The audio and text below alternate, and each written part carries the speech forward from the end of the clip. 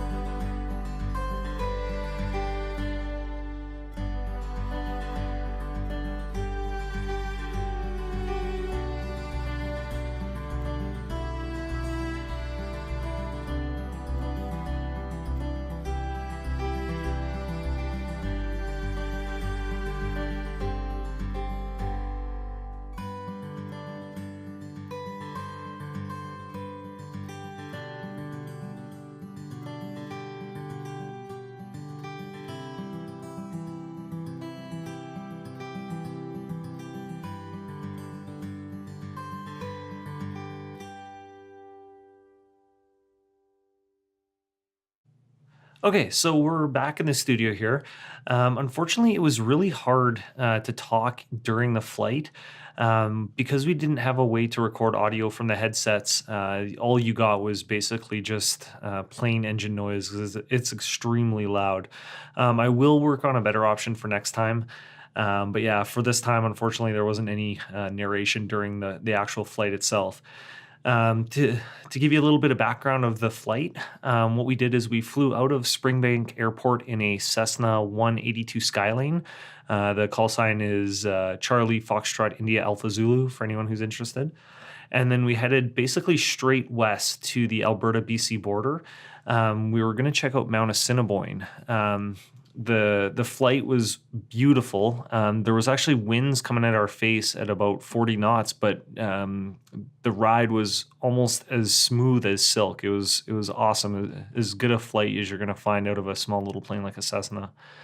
I didn't get any video of outside during the flight because, as we've gone over many times, I am not a good photographer or a videographer. But this is the photo we're going to be working on today. Now, one thing to keep in mind when you're shooting from a plane like this, especially a smaller one, is it's really hard to shoot handheld. You're basically limited to very short shutter speeds because you're constantly moving and the plane is shaking.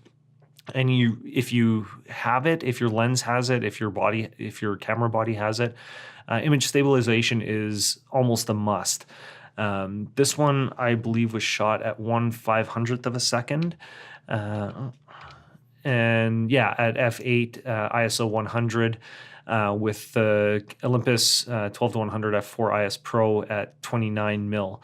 And even that, there is a little bit of softness on some of these edges. So, I mean, this is as good as we're going to get from a plane like that. So basically what you're looking at is the kind of the before and after. So what we're going to do is we're going to go to a fresh edited or fresh version of this photo, and we're basically going to take it from this to this. This is much more representative of how it looked outside that day, and yeah, we want to make it we want to make Mount Assiniboine pop. So let's get to it. So we can go back to the main single screen here. Okay, so the first thing we're going to be looking at here is the kind of global adjustments, whatever. And the first thing I want to do is I want to bring the exposure up quite a bit. I really underexposed this. I wasn't paying as much attention to it as I should have. So we'll leave it at like 1.1 stops kind of thing. And then the other thing is it's a fairly flat image because it was there was quite a bit of haze in the air that day. So I want to bring up the contrast quite a bit, like to around 70, sure, 76. That sounds good. Yeah, 63 sounds good. Okay. And the next thing, I don't know why my pen is going on here. Want to work on the highlights. So to bring some, give it a little more dynamic range looking.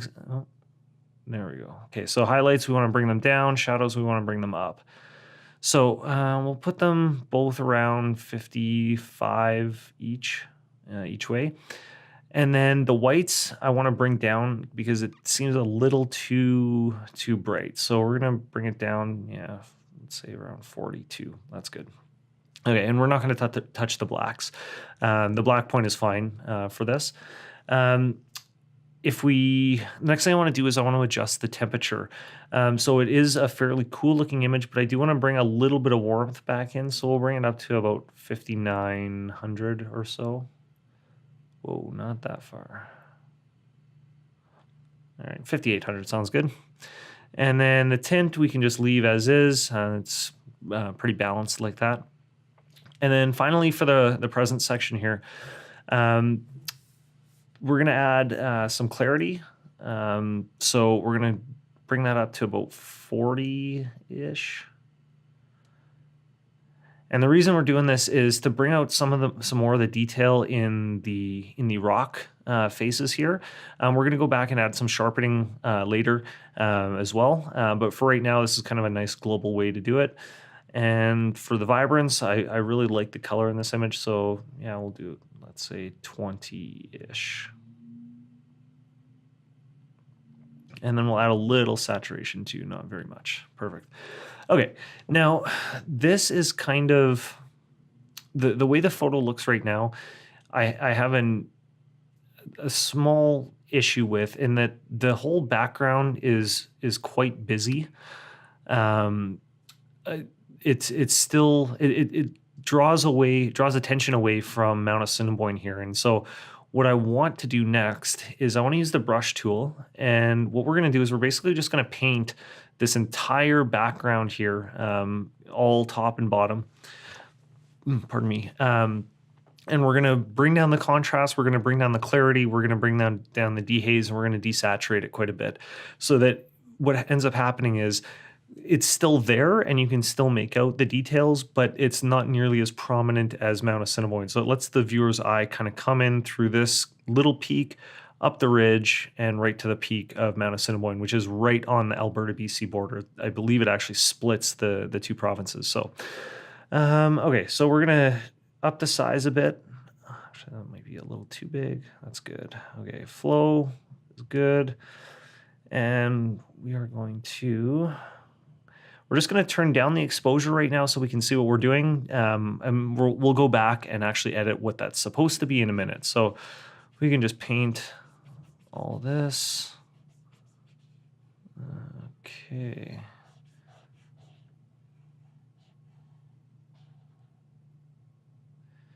One other thing to keep in mind is to make sure you always, whenever you're using the brush tool, to have auto mask on so that it can try and find the edges of things you're painting around, and so it won't paint on the sections that you're not trying to paint. So hopefully, and we'll hover over the button in a sec, it will, where I'm drawing here will only be masked out along up until the ridge of Mount Assiniboine, and then it'll hopefully just stop basically. So it's a nice way to be a little more accurate with your pen and brush tool drawing. Okay, finish this up. Okay. So right now it just looks dark and gloomy. We're gonna reset this. And so what I want to do is I want to bring down the contrast completely. So I want to bring it to minus 100. Um, want to bring the clarity down almost to the same, minus 85, kind of something like that. We're going to bring down the dehaze quite a bit to about minus 18. And then we're going to bring the saturation down to about minus 30-ish. So now if we hover over this, the pin here, okay, yeah, it still needs quite a bit more, I think. So let's paint in some more here. Oh, and we're not using the right one. There we go.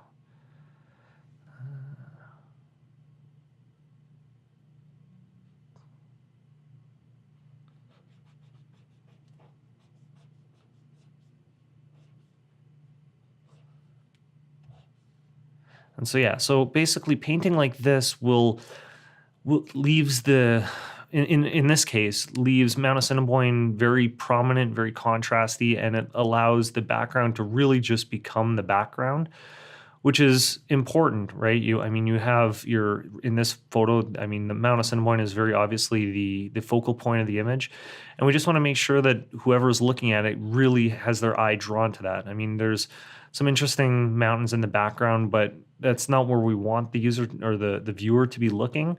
And so we want to do what we can to kind of divert their attention to where it's most important, which I believe is this face of Mount Assiniboine here. It's beautiful and just insanely big. It's one of the largest mountains in the Canadian Rockies. So yeah, it's beautiful.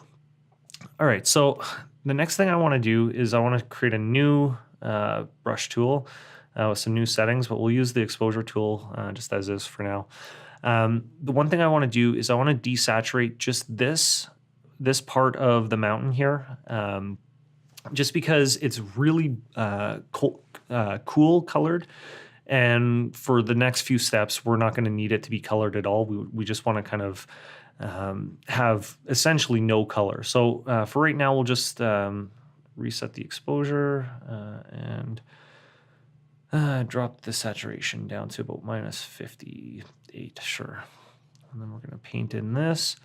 And so what this is going to do is it's going to take away all of the color, whether it's warm or cool colors, so that it allows the colors of the actual rock to shine through a bit more. So we can go like that. I'm going to bring my flow up just a little bit. And we're going to paint in some more here.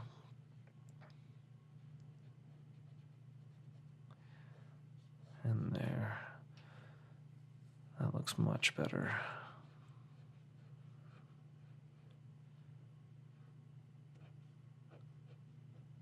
Okay, that's perfect. Okay. Now, the other thing that we want to do is we're going to brighten that area up, but we're also going to bring some of the shadows up just in this area here. So the way I'm going to do that is I'm just going to create another brush. We're going to reset the saturation. We're going to increase the exposure by about a stop. And, we can always adjust it after the fact. So we'll do one, sure. And then the other thing that I do want to do is I want to do a bit of a temperature increase for these sections as well. We can always bring that back down just to give it a little more yellow to kind of match the sun on this side. Otherwise, it's too much of a cool and warm contrast on from the front of the mountain to the rear. So paint this in here, get rid of some of that shadow, brighten that up just a little bit. And perfect. Maybe we'll draw a little bit in here too. Just to lighten that up a little bit.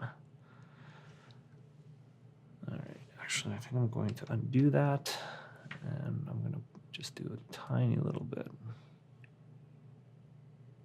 There we go. Okay, so now, done with the brush.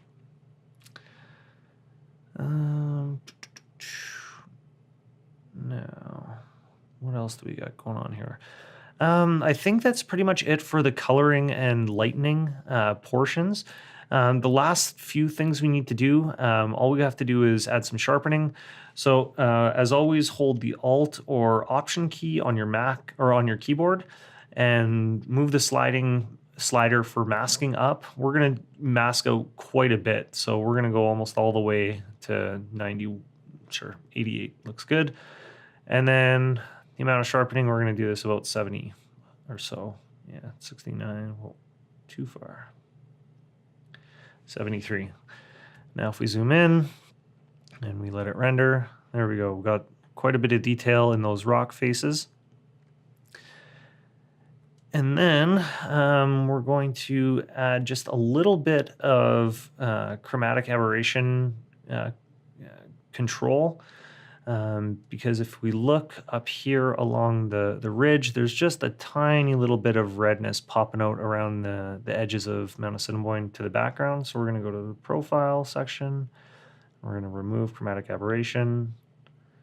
And then we're going to go to the manual tab back again and upgrade or up the defringing to about 3. And there we go. That looks better. Okay, and finally, we're going to shrink the lens corrections tab, and we're going to go to transform, or pardon me, we're going to go to effects. If I can get this pen to work, and we're going to add quite a bit of a vignette, not that deep. Ooh. And there we go. I think that looks really nice. So I think I might actually go and upgrade. Lighten the shadows just a little bit more if we can. I can't remember if we actually went all the way to 100. And this pen is driving me crazy, so I'm just going to use the mouse now. Shadows. I want to bring that up just a little more. Just 65. There we go. And so yeah, so now if we go to the side-by-side, that's not going to work.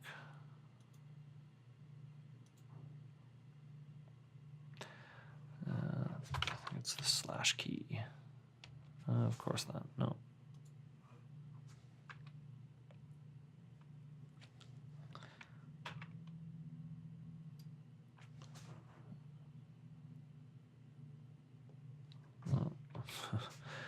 Let's just go reset. So we go from that to that. And I think that's a beautiful photo. I think it turned out really well. My only complaint, if I could have a complaint, would be that, you know, because you're moving, you can't do the high res mode. So I'm basically stuck with the 16 megapixel shot. But this'll print out nice. And yeah, I think I'm gonna get this one printed out at Poster Jack for my wall at the office here. So what do you think? Do you think that this photo is good, bad? Are there things you would have done differently? Are there things you wouldn't have done at all? I'd love to hear what your thoughts are in the comments. If you like this video, give it a thumbs up. If you think I'm a bad photographer, which we all kind of know, give it a thumbs down. That's totally fine. If you enjoyed this video and you want to see more, we put out videos every other Thursday at 11 a.m. Mountain Standard Time. So hit subscribe and that the little bell to the right of that to get notified when we put up new videos. Otherwise, we'll see you next time on I Am Not a Good Photographer. Bye for now.